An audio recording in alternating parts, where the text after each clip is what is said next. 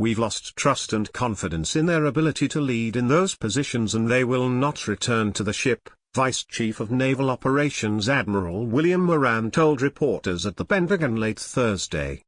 The 7th Fleet also said several junior officers were relieved of duty. While the final investigation into the collision is ongoing, Moran said, "We do not have to have the investigation complete to start the process." The Fitzgerald's commanding officer, Commander Bryce Benson, and the executive officer, Commander Sean Babbitt, were both sleeping, and the Master Chief Petty Officer, Bryce Baldwin, were not on the bridge at the time of the collision, according to the Navy. The bow of the cargo ship directly struck the commander's cabin, according to the Navy's report detailing the immediate aftermath of the collision. The report said Benson was hanging from the side of the ship when he was retrieved by crew members who were forced to use a sledgehammer, kettlebell and their bodies to break through the door and gain access to the heavily damaged cabin. Benson was medically evacuated via helicopter due to the severity of his injuries and he was placed on limited duty status on July 11. "There are a lot of sailors who have undergone the non-judicial punishment process and survived and done well," Moran said, "but when you look at what happened here, it's going to be pretty hard to recover from this. Serious mistakes were made by members of the crew," Moran said, adding that clearly at some point the bridge team lost situational awareness. One additional sailor has already undergone the captain's mast. Several other sailors are due to go through the process, including the people who were on watch that night. The Navy also plans to review its training and qualification procedures in the wake of the deadly collision, in which the Fitzgerald was heavily damaged. It will have to be brought back to the U.S. for repairs. The collision was avoidable and both ships demonstrated poor seamanship.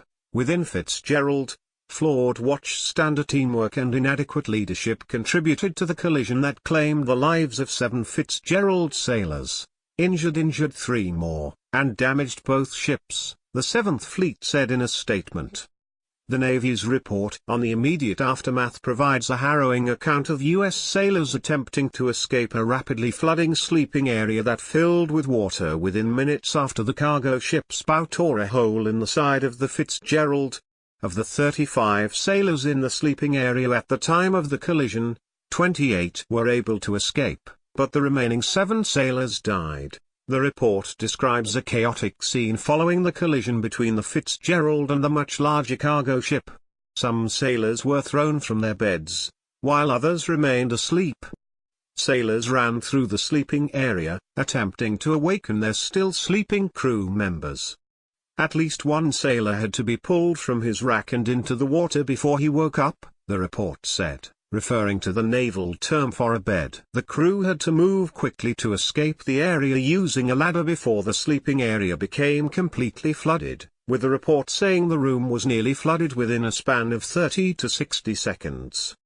By the time the 3rd sailor to leave arrived at the ladder, the water was already waist-deep, the report said. Rear Admiral Charles F. Williams, who led the probe into the collision, wrote in the memo accompanying the report that the sailors in that sleeping area should be commended for their response to the dangerous and deadly threat they faced. Moran said the investigation will have to be completed before any medals or awards can be adjudicated to any sailors for acts of heroism. An acting commanding officer had been assigned to the Fitzgerald following the collision, and a permanent replacement, Commander Garrett Miller, has been identified and is expected to take command soon. The full investigation will have to be completed in order for the Navy to assign responsibility for the collision.